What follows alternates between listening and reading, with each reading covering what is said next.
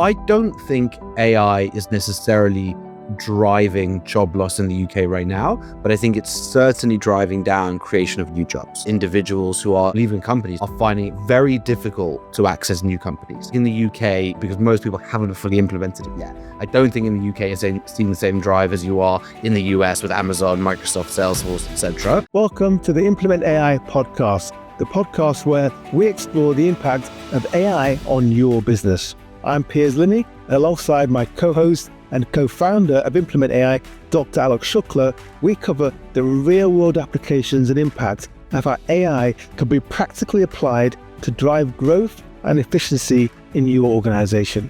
We cut through the jargon to focus on actionable strategies and use cases to highlight the transformational power of AI. Let's dive into today's conversation. I'm Piers. I'm Aalok. You're back in the UK next week, are you? Yeah, I am, but it's like storms here. So you were in the UK, you did a keynote as well?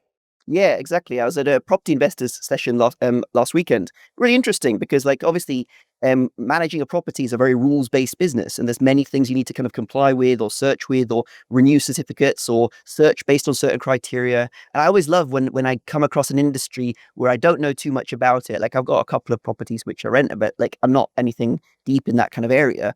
But then when I start like understanding what their problems are, and I can straight away see those solutions, it's great fun. I like those sorts of things. You know? And I was a keynote at the British Franchise Association annual conference, which was very interesting, actually. So we've been talking to a lot of franchisors and franchisees and the people that sort of support them and advise them since. I think we think the franchise sector is a massive opportunity for deploying AI because of the structure of it as well.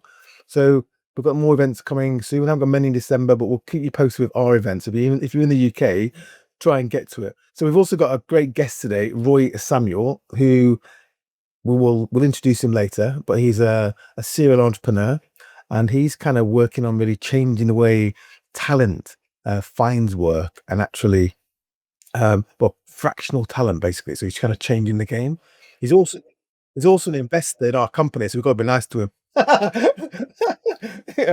So we're looking forward to talking to Roei, and then we'll do a wrap up. So let's get into it then. So Implement AI, if you don't know us, we deploy digital workers into businesses of all sizes. Our customers go from SMEs to a FTSE 100, actually, so quite big companies. And we've got a platform called the AI OS. We've got free plans. So if you're interested in talking to us about AI generally, if you're a fan of the podcast, then please do that. If you are a fan of the podcast, we've got some great reviews. There's a great one the other day, Aalok. Who was that by? That was by Lloydie. Lloydie, you are going to be getting a AI team supervisor enormous gallon mug. So we'll go send you one. So if you leave a review, we'll send you one of our very special. They are special. Look, cork bottom. Won't ruin your oak desk, your mahogany desks. We'll send you out one of those. And we've got lots of content on the website. We've got a resource center. Go and have a look. And we've also got a weekly webinar now. I think it's on Thursdays. Yeah, every Thursday. Yeah, we'll make sure actually there's a link on the website for that in our events. Exactly, because the whole thing with the AIOS is it's basically a whole different digital workforce you can almost like plug in and scale up. So it's not about like learning a bit of AI. It's actually about like having AI colleagues. But we'll go through that in more detail. So we're going to focus on workforce today. It's AI and the workforce, right? And how is that changing? So if you read my LinkedIn newsletter, which you should, I talk about things quite a thought leadership, quite a long time out, right? Where who knows what a lot of us are going to be doing in 20 years. But we tend to focus on the next 3 to 5 years, which is really, it's about implementing AI. And what does that mean for the workforce generally and for you and your colleagues? And typically it's about augmentation. Now, what's interesting, Aalok, is the kind of headline I think is you read a lot about, especially in the US, and can talk to Roei about this, is about, you're seeing all these layoffs because of AI. And in the UK, maybe that's happening as well. Now, I think there were two parts to this. So one is the fact that you've got potentially an issue if you're a junior worker in terms of finding work, but we don't see the impact of AI quite yet affecting jobs. I mean, we talk to hundreds of companies quite literally, and most of them haven't even thought about implementing AI.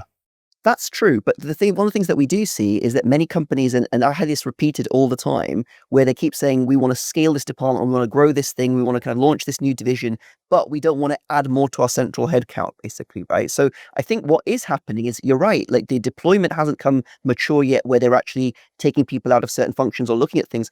But the planning is there, where they understand that like they actually have to go to a place where they can scale the capacity of those departments or those functions of their business without adding more people. So it's that area of the conversation that's happening, and it's very interesting. The kind of groups we've spoken with, either from like national operators, PE companies, different things like this, and how they're kind of like infusing or planning from day one, and that's very interesting, basically. You're right. So the thing we hear the most is we're growing, or this department has now reached capacity, or this person has in most cases, but we don't want to add anybody else. So the question then is, how do you use AI not to replace that person, but to augment them? So what you can do, and then we're going to talk about people on phones today, right? Because it was one of our favorite subjects.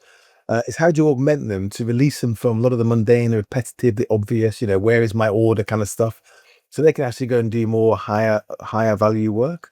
You've also got other dimension, Aalok, haven't you, where a person now, like myself, right? I'm quite good at sales. I understand marketing, sort of. I'm not a copywriter, but now with AI, I can do marketing, because I can spin up AI to do that, or copywriting. Or lawyer. Yeah, on my lawyer project. Don't tell our lawyers. I've got a lawyer project, and I have to say, I'm a lawyer by training, right? And it is pretty good, isn't it? The other day I was thinking about a contract. We're doing a bit of a deal, and I thought, how do I structure this? And I asked it, and it came back with something which, is reasonably straightforward, but I haven't thought of it.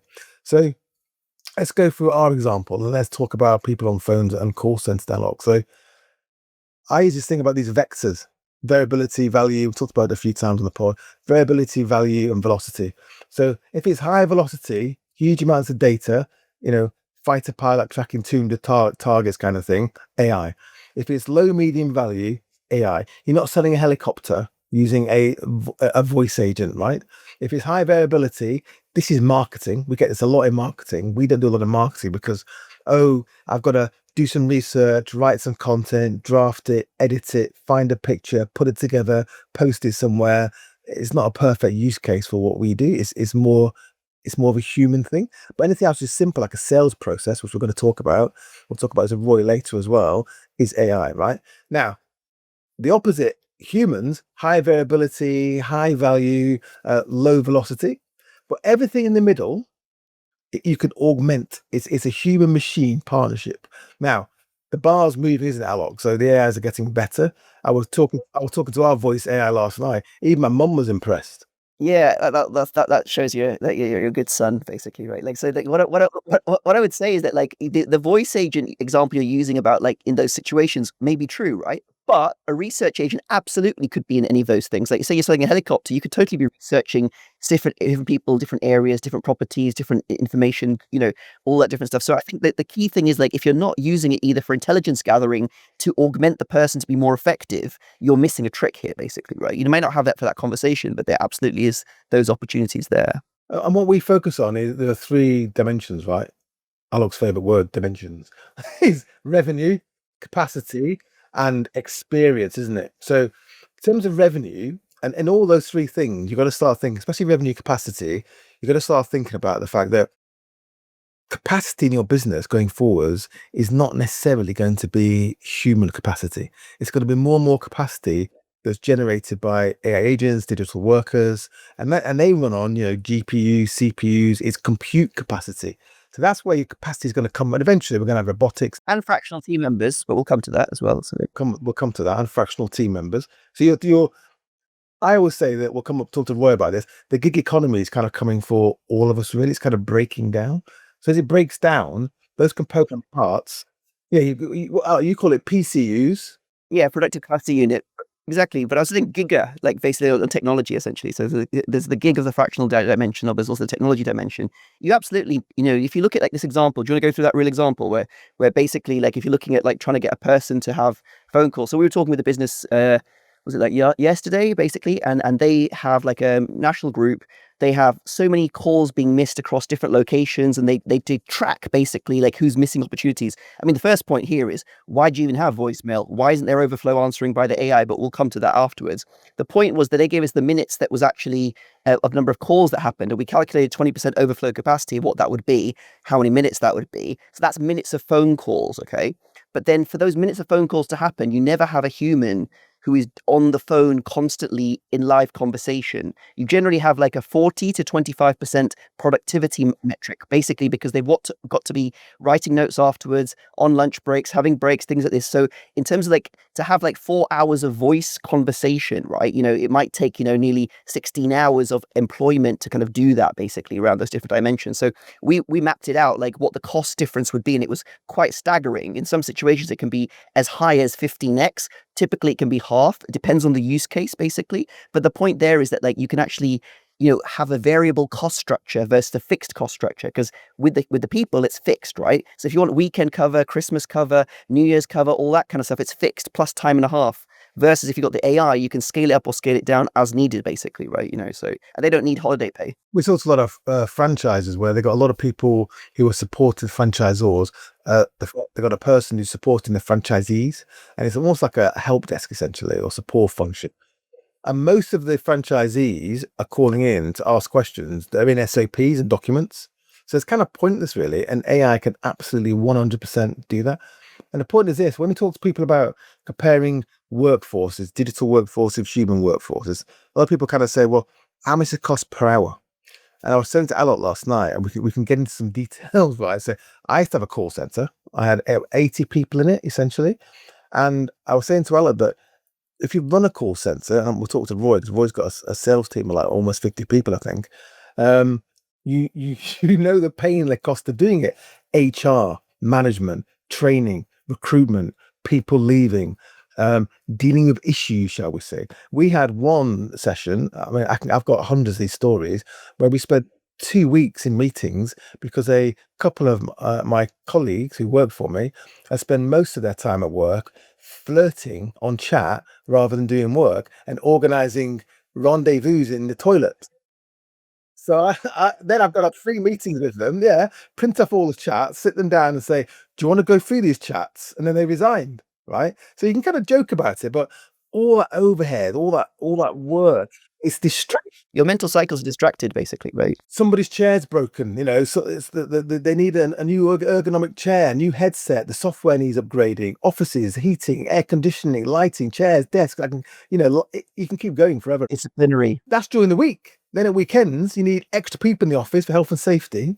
Bullying. I've got a lot of stories as well, but we won't go into. But the point here is, with an AI and the AI agents, what you can now do is take out probably at least half of the calls that they're doing, and then the team you've got, you can focus on the keepers. So let's call them the people you want to keep, actually, that are fantastic at what they do, and they can then focus on the higher value work. That's the key. It's not apples and apples, is it? And the thing is, the AI can then also like take the emotional brunt of like most of the issues or whatever there is, but it can also ask the questions to get everything, so it's got a complete ticket, so the human can actually solve it. Otherwise, it's a waste of the human's time to actually like try and gather scattered information or chase things, and they're trying to like resolve the call so they can hang up, but then the customer gets annoyed because it's like only one question was answered at a time. You can really like make it a lot more effective in that way. So we can ask Roei, because even when you've got like a lot of salespeople, if they just do what they do, and the AI picks up the transcript and then use that to update the CRM, because let's face it, salespeople hate updating CRM, they never do it properly,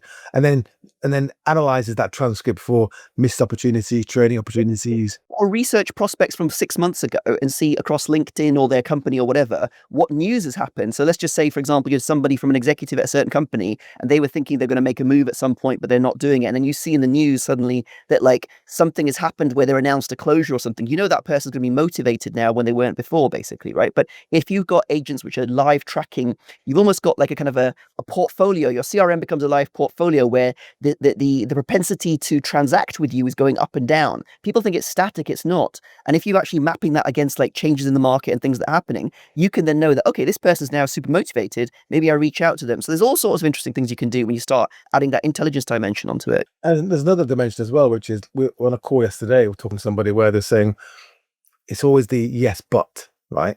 And I do these keynotes, don't I, with this exponential graph with like a dot on it, where you've got to pick a point on it. And Sam Altman said that when you're standing on an exponential curve, the past always looks linear and the future always looks vertical. And the point is that when you're engaging digital workers, like our digital workers, for example, you're not having to just think about what that is capable of doing today. We've upgraded our voice agents in the last week. We upgraded our computer use agents in the last 2 weeks. All ships are going to continue rising as you deploy these workers. I was showing like on a post on LinkedIn just this week, like the 4 dimensions that you control voice across, whether it's like, based on tonality, it's based on the psychology it's doing it. It's also like based on like the kind of emotional kind of like, the way it's kind of handling things and also handling data. And like most people aren't trained across 4 dimensions where they would know when to pause, when to speed up, when to talk louder, when to go slower, when to actually, if somebody gives was a debt collector example where someone had asked the question, like, would someone take it seriously? So I made a particularly, cold one. That's the most moody AI agent I've ever heard. It's not moody. It says you have to take this seriously, otherwise it's going to escalate to legal action within 72 hours. But the point I'm trying to make is that you can actually control all the dimensions. Most people haven't thought that deeply about what they actually want in terms of an actual script, right? Because it's not just what is written; it's how it's said, and it's like how it's delivered as well, basically, right? So, but with AI, you can control that. So what we're saying here is that your workforce is going to change, right? One of the issues, we had another call 2 days ago, a company in the logistics sector, right? So you can imagine the logistics, a lot of people are kind of sort of old school in some ways. And the point there is that there comes a point where you have to say to people, look, this is the way we're doing it, right? You are going to get a better experience, better information while you're on the road talking this AI agent that you probably are from a human. They've got perfect knowledge, access to all information across the whole business and all systems, infinitely patient. They're always there 24/7, 365. Why would you not want to talk to these agents? So the point here is that you're augmenting a workforce because your workforce and the structure of workforces is going to change. I'll give you an example there, right? So I was talking, it was about 4 months ago with somebody that basically runs they support for a logistics company, a different type one. It was based in Portugal and Spain. And they basically said to me that when they were listening to one of my demos, they said, this would have saved us 15 grand last week. I said, how can that happen? Like, I don't understand. Because basically one of our truck drivers was stuck in Spain and they called it was like weekend at nighttime. So they called the support center, which is obviously there's only a couple of people manning that. And then they were asked about this engine part, which basically the light had come on the truck and this thing needs to be serviced or whatever like that. And then they said that I found someone locally that can do it. It costs 15K. Can we do that at the person at the support center says, yes, you're authorized to do that. So make the delivery or whatever it is. They didn't know that they already had a contract in place with a different company to look after things in that region because they didn't even know to look that up, if that makes sense, right? But versus an AI would already know that, where it would ask like, which location are you in? And it could access that, saying, actually, we have a contract in place already at this place, you know what I mean? Like, so that's real examples of like the wrong information, you lose money, basically. And if you're, talent generally, and there's some people listen to our podcast, you're not all in business, right? You've got jobs, right? So if you're talent, where do you want to go and work? Do you want to go and work somewhere, whether it's full-time, whether it's fractional? And the beauty of fractional is, which Roei's the expert in, is that you can have someone who's fractional, but build a team of AIs around them to kind of fill in the work they're not doing. But if you're talent and you're good, where are you going to go and work? An organization that has automated the mundane, the repetitive, built a digital team around you to get stuff done. Or are you going to work somewhere that hasn't done that? I think it's pretty obvious who's going to win the talent war, because talent's in short supply. Right, let's bring in the expert. So we've got Roei, who's joining us from sunny Dubai, is it? Yes, in Dubai at the moment, and it's exciting to be here. A lot of cool stuff going on. Well, we're planning to be there actually. If you listen to our podcast from Dubai, we're planning to be there. Is it first few days of February? I think it is. Exactly, end of January, beginning of February. Good time to escape the UK as well, weather-wise. So good choice. So get in touch with us, Roei. So let's introduce you. I mean, we also have to introduce yourselves because I always get it wrong. But I know you. So you're a friend. That's the first thing. You're our boss because you invested in our business. So we've got to be nice to you. We were saying earlier. You're a serial entrepreneur, and you're the founder of and of CEO of Connected. So to talk a bit about yourself, to give some context.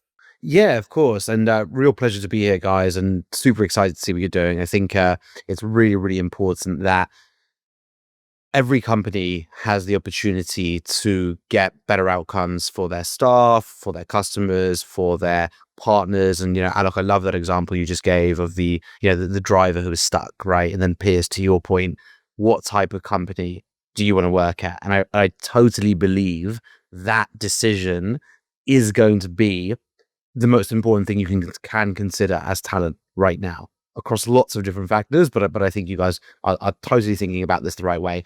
In terms of who I am, I've been playing around with technology from a young age. YouTube came out when I was 13. So initially obsessed with video content creation.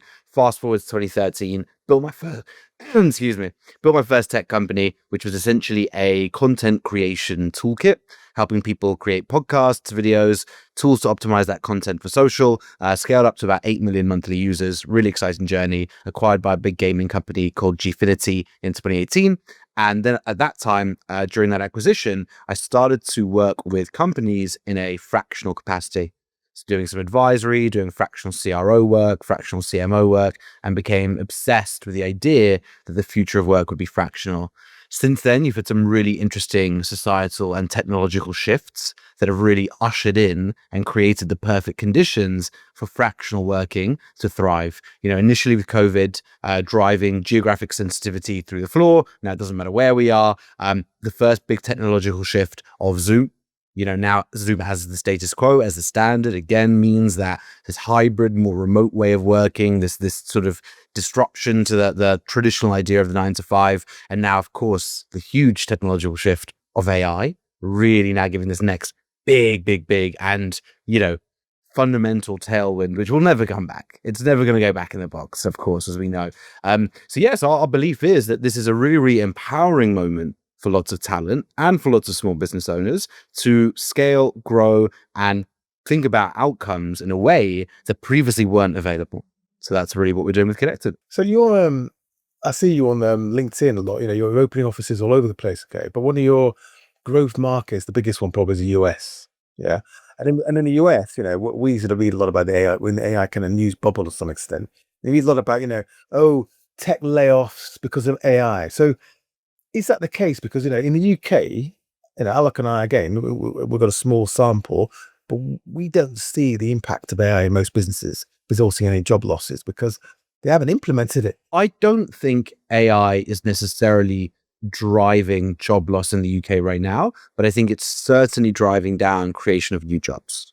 And I think that what we're seeing is individuals who are leaving a career or leaving companies, are finding it very difficult to access new companies. So I don't think in the UK, as you said, because most people haven't fully implemented it yet, I don't think in the UK is seeing the same drive as you are in the US with Amazon, Microsoft, Salesforce, etc. But it's a matter of time. Which roles are you seeing that there's like a reduction in the number of open vacancies for? Pretty much across the board. I think mainly to do with, analysis, coordination, the types of things which really lend themselves to being not out, either actually initially outsourced, those types of roles. I think we've seen a big shift as well in companies which aren't necessarily ready yet to implement AI fully, but saying, but we love the idea of protecting margin.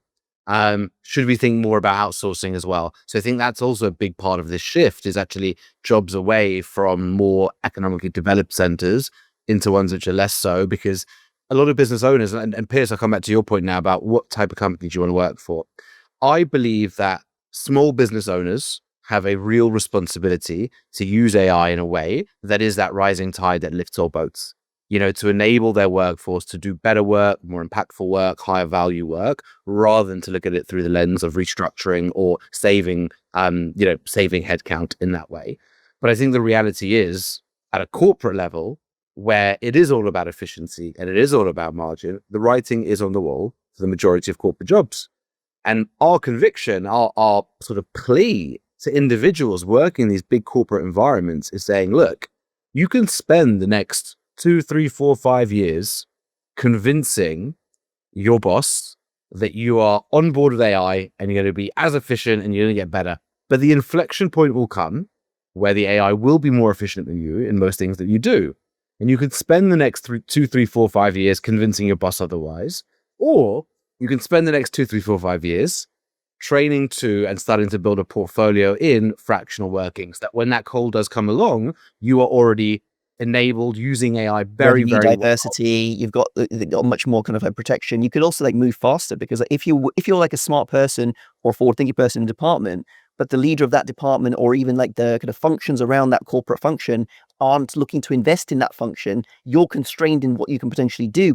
So even though you want to do more, you're blocked. And I have to say, these next 3 years, I would say, are some of the most important years of anyone's career, basically, because they're going to determine which track you're on. You're either going to be on the fast track going to a direction you want to go to with a company that has the right vision and fit for the future, or it's a steady decline, but it's not going to be so steady. It's going to accelerate, basically, right? It's like, so I think that's really important to get on the right track now, basically. Absolutely. And we've got to go in, everyone has to go into this with a high level of consciousness and awareness.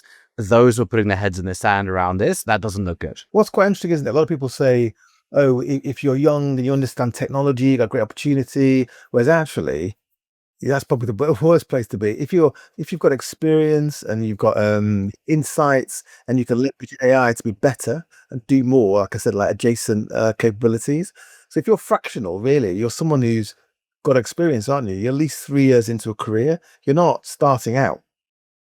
Yeah, I would say you're actually probably 10 years into your career. I agree. I think if you're in that early stage, it is tough and it is going to be difficult. And I say to those people, you need to start thinking more entrepreneurially about your career, and don't don't bet on, having that very clear corporate entry level journey.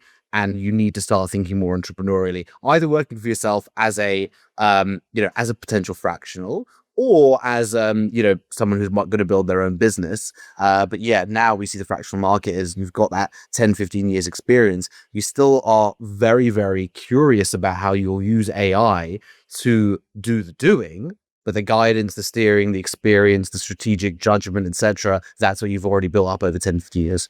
The fundamental part there, Roy, is like you're thinking about being like, as an executive, you're either being paid for your presence or for your results, right? And like, so you need to be entrepreneurial. It's like having that mindset of like, what am I bringing? What am I delivering, basically, right? And I think that's the fundamental shift, because you absolutely can be way more effective when you actually just focused on what's trying to happen. And that's just much more attractive to any kind of smaller business or any business which is results focused rather than bureaucracy focused, essentially, isn't it? Right? Like, Yeah, absolutely. And I think it's so exciting now that we can start moving to work, which is designed around outcome rather than org structure or headcount. So I think it's a really, really exciting moment. And if you are actually entrepreneurial right now, this is the best time ever. You can go further and faster than ever before. And that growth curve in terms of, the tools at your disposal is just exponentially growing. But you've also got to be expand, because you made the point there, I think that people are going to go and do work, not have a job. So if you're pretty good in sales, for example, and you're fractional, you're working for 3 or 4 companies, you can say, I can do sales actually, but I can also now take on a bit of marketing, bit of copywriting, bit of strategy, because you can use AI to sort of augment yourself. So if you're like, we were talking about call centers earlier, in that combination, that comparison between AIs and humans. So if you're doing one specific discrete thing, like you were saying, Roy, as well, AI is coming for you, right? I don't care if you work in a call center, if you're a lawyer, an accountant, a flipping trader, it's coming for you. So you've got to start thinking about, how do you take on adjacent skills, adjacent roles using AI to make yourselves much more valuable? we were talking about people that got this week that got a full-time job, that they've got employed people. A full-time job is just emailing people trying to set up appointments. I mean, that's not a great use of an intellect and the experience, because that individual has domain knowledge, which is underutilized, basically, right? They know that sector and they know those relationships. So if they just add a little bit of like technology knowledge to it in terms of not how to make the thing happen, but what can be done, that person becomes very valuable, basically, right? Because AI scheduling and coordination, like that's coming, right? And we already do that. Let's put a pretend role play, right? So your potential customer of Implement AI. So talk us through where you see AI as potentially helping you revenue, capacity, and that kind of experience. Where you think about deploying it? Because I know we're talking to your team. Yeah, well, I think, and Aalok, you were mentioning this before, it's really about being able to provide that intelligence in real time. For me, is so exciting.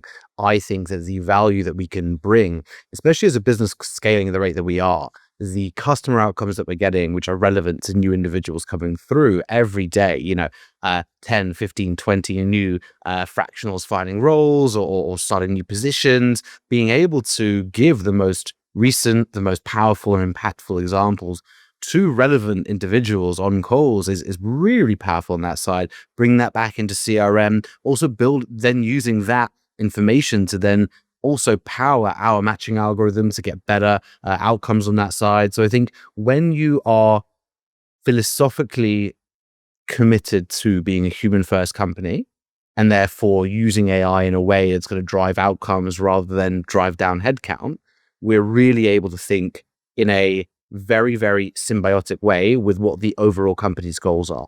So bringing people together, helping people transition out of full-time work into fractional. That example you gave, right? So you got 15 people every single day starting new fractional roles. You've got people from 3 months ago that have been doing 3 months worth of those things, right? So how many success stories, insights, like can there be an AI that they could just talk to and just, or touches base with them saying, tell me a couple of your wins for this week. And it could even be asynchronous in a way with audio notes and different things, but all that intel can be on a little Google map showing like, the different stories from every place. And then when you're talking to a new person, say like, imagine just pulling that up and saying like, look, here's some of the winning success stories going on from all these places. And here's little video clips of people like it just shows that kind of like impact. It like demonstrates, it doesn't explain, if you understand what I'm saying, basically, right? A sales process, right? You've got a sales team. So, obviously you want to grow the business. We always say you want to grow your revenue, but detach your cost base from that growth. So it's going to grow, but not at the same rate that you used to. So you've got more margin in your, in a young business, more cash essentially. You're generating more profit. So how do you see that working? Because where we tend to start in most companies is sales. Yeah, well, since we've been implementing more intelligence and AI into our process, the average performance of our top reps have doubled since where they were 12 months ago. So the impact of that is phenomenal. And I think we can, one of the biggest problems we have with Connected actually is we have so much demand because so many people are interested in doing fractional, right? So we get an insane amount of inbound, which is a good problem to have. But then being able to use AI in that process to almost disqualify anyone even speaking to them. Qualify. Is it you interested now or in 3 months' time? When should we pencil this in to like go with it and all that kind of stuff? And then checking in at the right times. Exactly. So I think that pre-qualification, even before they speak to someone, is going to be a hugely impactful area that we can use AI based on the understanding that we have of our existing talent pool, our existing customer base, and where we see great outcomes. So yeah, lots of really exciting opportunities to protect the time of our people and get them focused on the best customer calls there are. Because quite honestly, we were talking to a franchisor actually, and what they are interested in doing is taking a franchisee, which can be quite a small team sometimes, but then around them, giving them a digital team. So it's almost like even if you're fractional, you can now think of yourself as the CEO of a digital team, essentially. But it's a question of whether, Roei, you could supply that, or they've got to build it around themselves. Right now, probably got to do it themselves. You've got other things to do. But that's the potential now, is don't think of yourselves as a single unit of capacity. There's more you can actually do. On-person army, basically, right? Totally. And I think that gives such opportunities to, yes, Connected, but lots of businesses out there to say, well, look, I'm not going to put heads in Australia right now because from a time zone perspective, that would just be really difficult to manage. Actually, is that a really interesting way of leveraging these technologies to expand that GTM and revenue growth without taking on that logistical nightmare? So what's your advice then? So if you've got skills, you've been doing it for 5 years plus, maybe even 10 years, and now you're looking down the barrel of, change and AI and how that's going to impact what you do or how many of you are going to be doing it. So what's your advice then? Because obviously I know what you're going to say, but what is your advice to people like that? I mean, my brother's a good example, right? My brother, he's worked in service delivery, big companies for many, many years. And he's kind of at the end of his tether, really. So I'm kind of saying to him, well, maybe fractional, do some work for us, right? We've got to build a customer success journey. We've got to build an ITIL kind of a compliance support processes. There's other companies out there that are going to need it. You can build a team around you. What's the advice? Yeah, I think it's a really good question. Look, fast forward 10 years, my belief is organizations are going to be 20 to 30% core staff, 70 to 80% fractional, who are doing, work rather than jobs, as you said, Piers, so perfectly. So I think that's where it's going. I think that's the future. And I think the only way AI is a threat to you as an individual is if you are putting your head in the sand about it.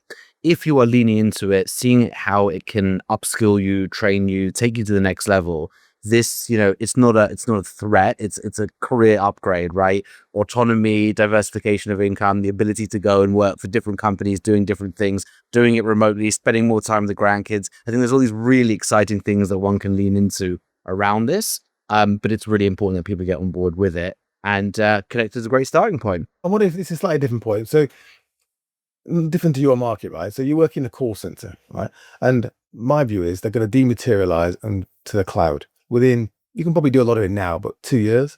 So unless you've got an edge case, it's someone who's vulnerable, it's very complicated, or very high value, you are looking at an entire function that's going to go away. So what's your advice to people like that, which is slightly different to what Connected does? Yeah, there's jobs that exist, isn't it? Like you need to be skilled somehow. Exactly that. Reskill, upskill, training. These are going to be three of the words that you hear time and time and time again. And I think it's the only option, and again, my invitation to everyone is start thinking about it now. Get ahead of it. Don't wait, start building that compounding impact of doing that retraining, reskilling, upskilling, however you think about it, but start now. It's almost, isn't it? I always say a lot that if you're looking at AI and it's kind of coming for you, and it's coming for all of us, right? It's not personal to any particular role. Everything I've done, right? I've got an accounting and law degree. I've been a lawyer. I've been an investment banker. I've been a hedge fund manager. It's coming for all of those, not just people working in call centers, right?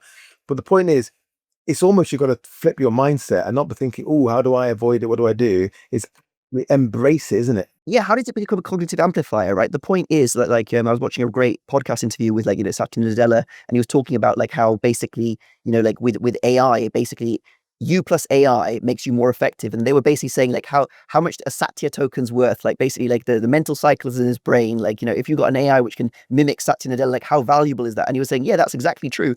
But Satya, my thinking with AI is even more impactful than it was before. I can just think for myself, right? The kind of insights I can kind of gain into data, the kind of things I can write. I can't do that without AI, but it can't do it with AI without me either, right? So you need both of those things. So the key thing is learning how to kind of how do you 10x your output and your clarity and your thinking in that way. So it'd be great to understand, Roei, say someone was looking at becoming a fractional, talk a little bit about what that journey might look like and, what their opportunities would be, because that would be great to hear from you basically, right? So.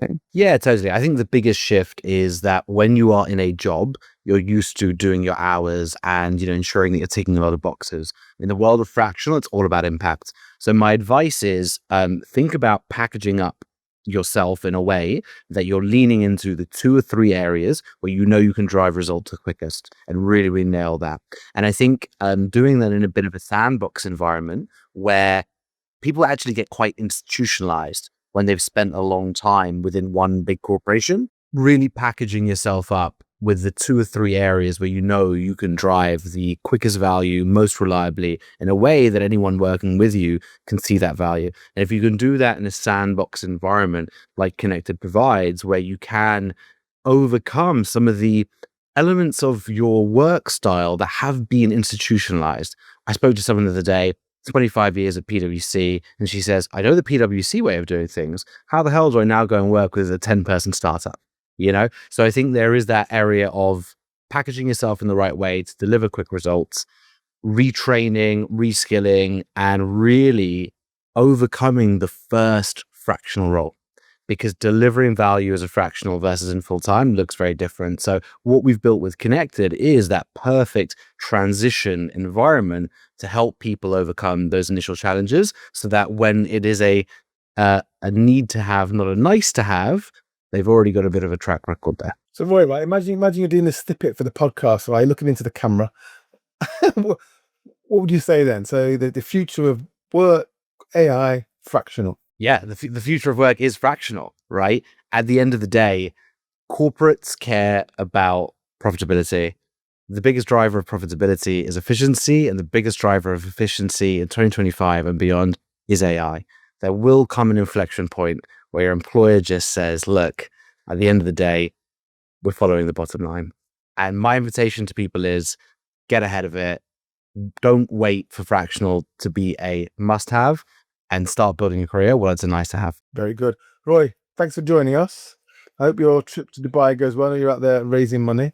We've got a common large shareholder as well. So it's good to be all working together. And listen, thanks for joining us, and we'll continue to follow the connected journey. Beautiful. Thanks so much, guys. And very, very excited to be in to implement AI early on, and just can't wait to see where you guys take it. So this pod's been really about two sides of the coin, really. One is about, Roei, so fractional work, how it's going to change the workforce, especially if you also, 5, even 10 years into a career, because you've really got to start thinking about what does this mean for you? And there's no point sticking your head in the sand. I always say you've got this like pyramid of labor, right? And it's been filled with technology since the first industrial revolution, tools, and now it's been filled with cognitive tools that can use the physical tools and the tools like PCs, computer use agents. Eventually, you're going to have embodied AI. It's going to be on legs with sensors, robots. So there's no point hiding from it. That is coming, and the pyramid's not getting bigger now because populations, GDPs, it's not growing as fast as it used to. So you've got to migrate to the top of that pyramid and add value, and that's what we've been talking about. And we're talking, Aalok, haven't we, about some jobs like working in call centers where people are trying to compare AIs to labor, and very, very quickly call analysts, people listening for compliance and stuff like that. There's so many things which can just be done, or copying pasting a job sheet into a SaaS software, like that can be done by computer. But the point out, this is not all about getting rid of people. It's the point I'm trying to make. It's about augmenting people and accepting the fact that the way in which people work and the way in which workforce is structured is fundamentally about to change. Absolutely. It's like going from a horse to a car, basically, right? But even more than that, it's going from a horse to a levitating car, basically, which has got autopilot, essentially, right? So the point is that you need to learn how to steer that. You need to learn what that road looks like. You need to learn where you can go, because there's new destinations unlocked by this technology you couldn't do before. So before, if you could write one document a day, now you could write 20, but in much more detail. But maybe not even documents. Maybe you create video presentations. Like, what I'm trying to say is you have to rethink the value dimensions that you can kind of output. Because businesses that can actually serve their customers more, connect with them faster, be more authentic, they're the ones that are going to win. And so that, I really believe, people talk about reskilling and stuff like this. You have to take that self-responsibility. You have to think to yourself, how can I use this? How can I experiment with this? How can I do it? Nobody's going to do that for you. But the opportunity is there for everybody, because there's never been more information and it's never been easier to get started with anything, basically. So if you're a business leader or business owner, you got to start thinking about how do you start implementing AI to augment your workforce, to do more, to drive revenue, increase capacity, improve experience, okay? If you're somebody who's working in an organization, you've got to start thinking about how you leverage AI to add more value, to make sure that your career has got the longevity you hope it has. Roei is very interesting. Roei is one of our investors. If you want to know more about our business, go to our website. We've got lots of content there. We're adding more, actually. Aalok's written a flipping 100-page guide, isn't it? About more than 100. I'm on page 80. You'll be glad to hear. I'll try and finish it now, actually. And then we've got a guide about how to implement AI. We've got some more information about AI OS, which is a really powerful tool. We don't see, I must admit, I don't see in the market anyone that's got what we've got, and that's something to say in AI, to be quite honest with you. That horizontal capability. We've got over 49 digital workers now that are capable of completing 300,000 tasks. That's just the ones that had time to document, right? Yes. It's going to be 200-page documents. So we've got these AI, and it's fascinating, right? And they're getting better all the time. So if you enjoy the podcast, please support it. Please leave a review. If you leave a review, a really good one, we'll get one of these special mugs to you. And we look forward to seeing you on the next one. See you in the next one. Thank you for joining us for this episode of the Implement AI podcast. If you're interested in learning more about how we can assist you and your business in leveraging AI for growth and efficiency, visit our website at implementai.io. Don't forget to subscribe to the Implement AI podcast on Apple Podcasts, on Spotify, or wherever you listen to stay updated on future episodes. Thank you for listening, and we'll see you next time.